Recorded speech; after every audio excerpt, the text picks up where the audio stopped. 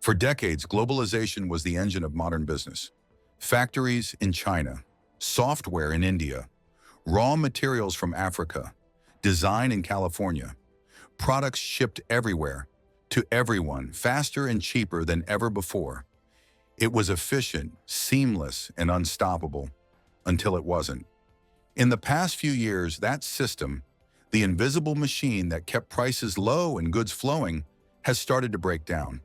Now, companies around the world are rethinking everything: where they build, where they buy, and who they trust. Welcome to the supply chain reset. Is globalization quietly unraveling? To understand what's happening, we need to rewind a bit. For most of the 1990s and 2000s, the global economy was built on one big idea: make things wherever it's cheapest. China became the world's factory. Vietnam, Mexico, and India joined the production boom. Shipping costs were low, labor was cheap, and just-in-time logistics made everything flow like clockwork. Corporations cut costs, profits soared, and consumers got used to the idea that everything, from sneakers to smartphones, would always be available and always affordable. It worked beautifully. Until the world stopped in 2020.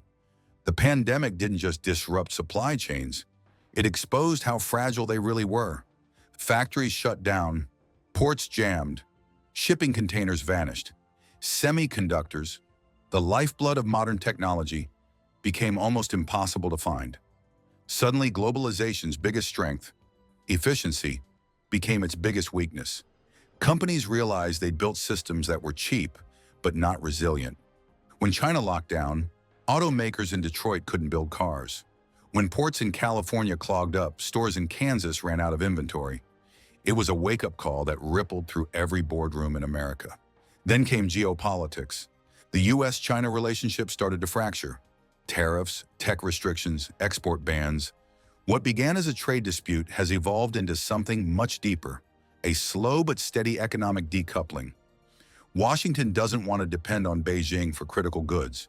Beijing doesn't want to rely on American technology.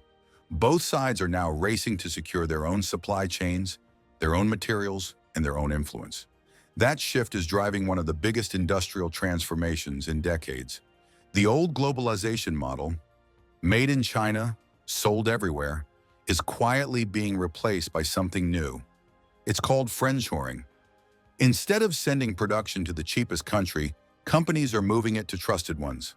Apple is building more iPhones in India. Tesla is assembling cars in Mexico. US semiconductor firms are building fabs in Arizona and Ohio.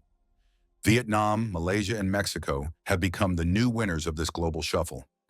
Countries that are geopolitically safe but still cost-effective. And for the first time in a generation, the United States is seeing a manufacturing revival. Billions are flowing into new chip plants, EV factories, and clean energy production. The new mantra is resilience, not just efficiency, because companies have learned that sometimes cheap can be very expensive when the world stops working. But make no mistake, this shift isn't painless.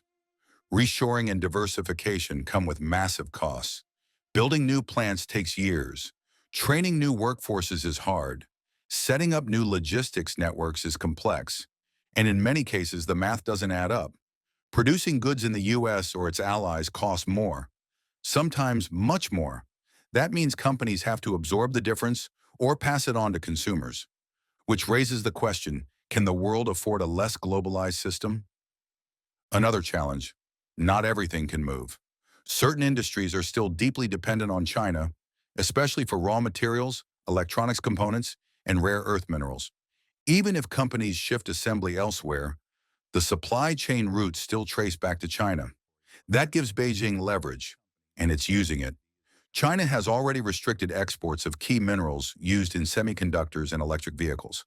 It's also tightening control over its own supply chains, ensuring it stays essential to the global economy, even as others try to move away.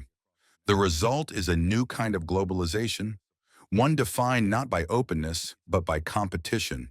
A world of economic blocs, regional alliances, and strategic dependencies. But there's also a quiet upside. This supply chain reset is sparking a wave of innovation. Automation, robotics, and AI are making it easier and cheaper to produce goods closer to home. 3D printing and smart factories are reducing labor costs. Renewable energy is reshaping industrial power use.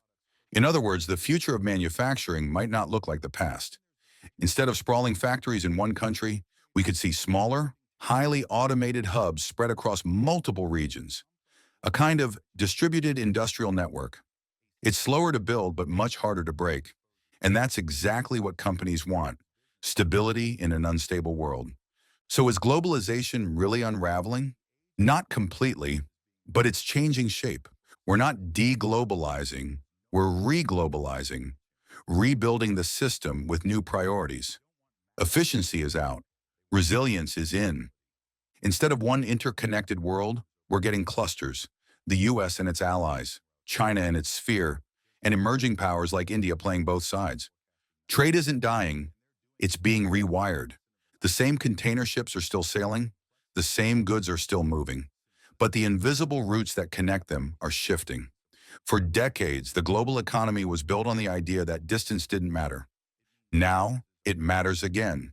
And that means the future of business and of globalization itself will be defined not by how far we can reach, but by how much we can control. The world isn't falling apart. It's reorganizing. The only question is, when the dust settles, who will sit at the center of the next global supply chain? And who will be left on the edges watching it move without them? That's the story of the supply chain reset. Globalization isn't gone. It's just growing up and getting a lot more complicated.